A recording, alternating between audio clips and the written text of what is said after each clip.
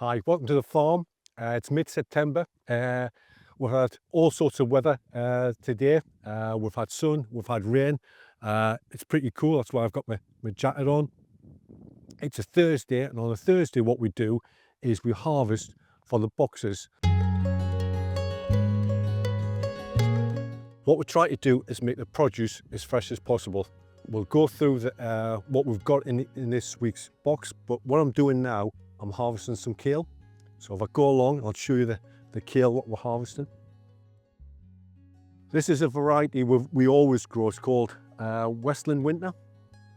And you can see, basically we've harvested all the way up there. It's very, very prolific. It's what we call cut and come again. So from a growing point of view, whether or not you're commercial growers like ourselves, or whether or not you're gardening for yourself, cut and come again produce is brilliant because it's, as they say, you take a harvest and it keeps on growing. Another produce which is cut and come again is purple sprouting broccoli, and we have 4 beds of purple sprouting broccoli, and we sort of plant them at different times so that we've got a continuous supply. The first row there, you can see we've been harvesting it, and that's, we just keep on harvesting. The next 3 rows will probably be ready to harvest in the next month to 6 weeks. When I'm harvesting, what I do, I'm always thinking about the customer and what it means to them. So I'm looking to harvest really nice produce, and then what I do is I'll check each one to make sure it is of good enough quality. And we have 3 stages in this. What we do first of all is at the point that we harvest it, we just check it to make sure it's okay. Then when we take it to the packing area, we'll spray wash it to take anything away. We look at it again then. And then what we then do is we dunk it in very cold water to take what's called the field heat out, which will stop the produce wilting. When we then take it out of the cold water, we then put it into bunches and we check it again. So it's 3 times we check to make sure the produce is good enough for our customers.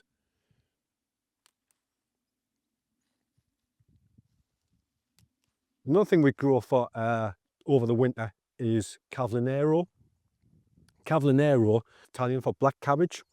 It produces these long, deep green leaves. Wonderfully tasty produce. Alongside here, we've got leeks. We also try to grow things that not many other people grow. So what you've got here, salsify. We grow 2 different types of salsify. We grow white salsify and black salsify. Black salsify is also called scorzonera. We've also got around the boundary of the field there, a very tall plant. It's about 2 meters in height, Jerusalem artichokes. They grow throughout the whole of the spring and the summer and the autumn, and we harvest them sort of mid to late autumn, early winter time. But one of the added benefits it provides during those spring, summer and autumn months, it acts as a windbreak. So the reason we planted in this part of the field is because that direction there is the southwest, and that's where predominantly our wind comes from. So we plant them deliberately, one for winter produce, but secondly to provide a windbreak during the summer months. So this is interesting what we're growing here. We grow potatoes throughout the whole year. We grow what's called first earlies, which are the early type of potatoes.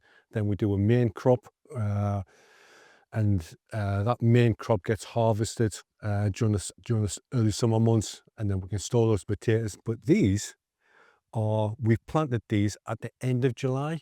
These are called Bambino, and they're a special variety that we plant late July that we harvest in Christmas week. So we've got 2 beds.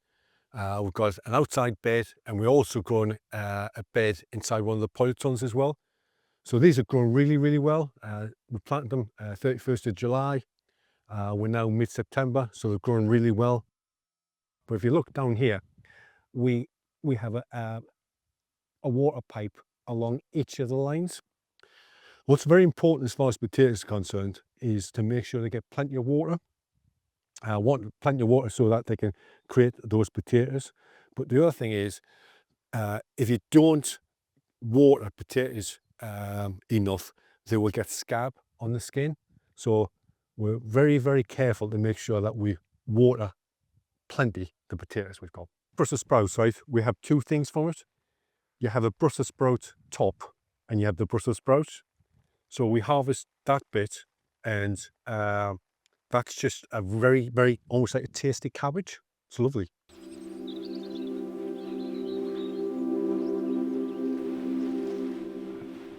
So we've moved across from the farm to the garden. We're now in the greenhouse. It's in 3 sections, the greenhouse. And in the western side section, we've already put in place the beds. September is really important from a growing point of view because it's that changeover period between the summer crops and the autumn and winter crops. That's why September typically is the month in which we have harvest festivals, because there's so much produce is available in September. And whilst that's a great thing to look at and see all the produce that's available, we've always got to think about what we're going to do next and get the produce available for the next 6 months. Things don't grow as well, or as quickly I should say, in the sort of autumn and winter period as they do in the spring and summer. But that's where the advantage we have of this greenhouse.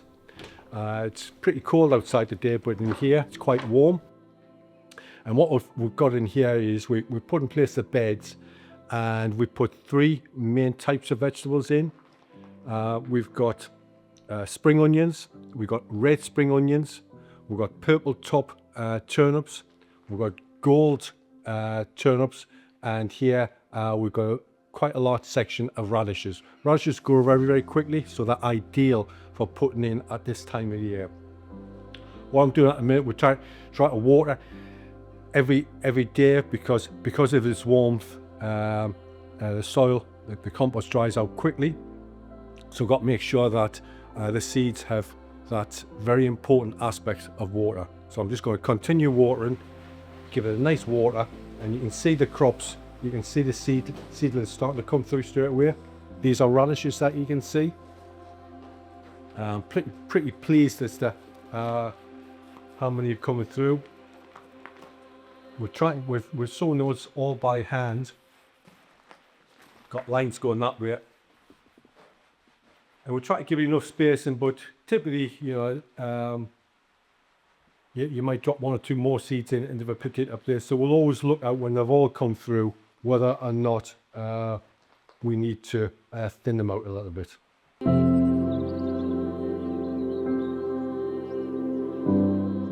We're in the middle section of the greenhouse, and as gardeners, you're always thinking about what you're doing now, but you're always thinking about what goes ahead and the months ahead. So we're in the middle section now. I've mentioned before we've done the west side. We're now going to do the middle section. We're actually starting on the middle section tomorrow. We've got 1 single bed along here, and what we're going to do is we're going to break all that up with a pickaxe actually, just free up the soil a bit, weed it, and then we're going to put a layer of compost down. And what we're going to use this middle section for is we're going to plant some trees. We're going to plant some fruit trees. It's an ideal situation to grow fruit trees in a greenhouse like this. We're going to plant 3 different types of fruit trees. And we're going to do peaches, nectarines, and apricots, and they will really, really love this environment. The wall is south facing, so because it's a light coloured brick, it will retain the heat quite well. So we'll plant all these fruit trees along this wall. We haven't quite decided yet whether or not we're going to grow them straight up as a cordon, whether or not we're going to grow them as fans, where the branches all come out in a fan shape, or whether or not we do it espalier. And we'll look to see what's available out there when we buy the trees. That's it from a September update. I hope you enjoyed that, and I'm sure we'll give further updates in the months ahead.